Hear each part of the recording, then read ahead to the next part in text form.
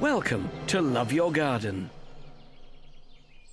The vast majority of our back gardens are long and thin, but with a few design tricks up your sleeve, that needn't be a problem.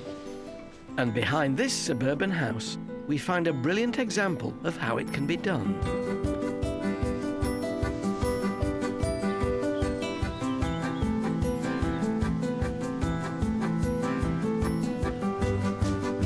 This garden is 20 metres long, but only 6.5 metres wide.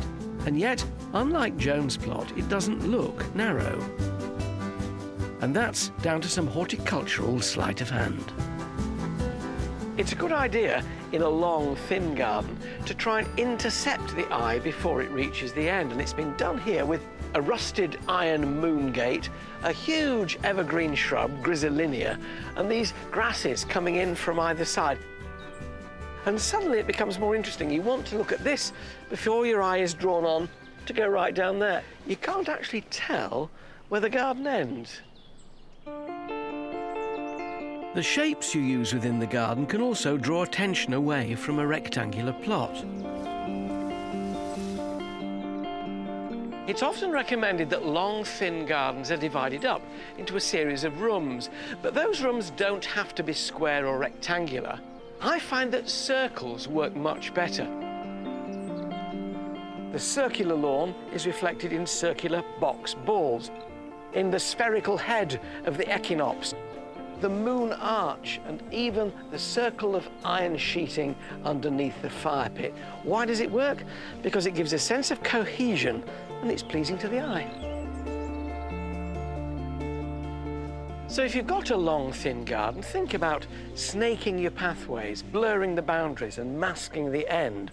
And that's the kind of thing we can do for Joan.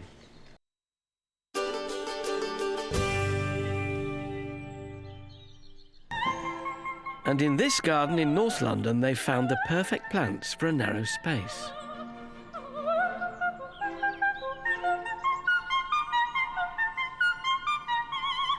It's a mistake to think that in a small garden you don't need tall plants. You do, to give it scale, but choose them so they can be cut back when they get too large and they don't become overpowering.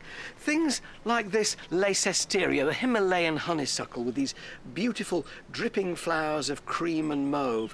Now it can put on in a year about 1 metre of growth, but you can always prune it back when it gets too big. Tall shrubs help blur the boundaries so you can't see how long the garden is. And here, the borders do their bit too. Not only are they exquisitely planted, but they straddle the plot, drawing your eye away from the edges. You know, it might sound a bit pretentious, but when you read a border, it's a bit like reading music. Because of the textures within it, it changes rhythm, it changes pace, and it changes tone. This geranium with its large leaf looks good against the box ball, which slows you in your steps.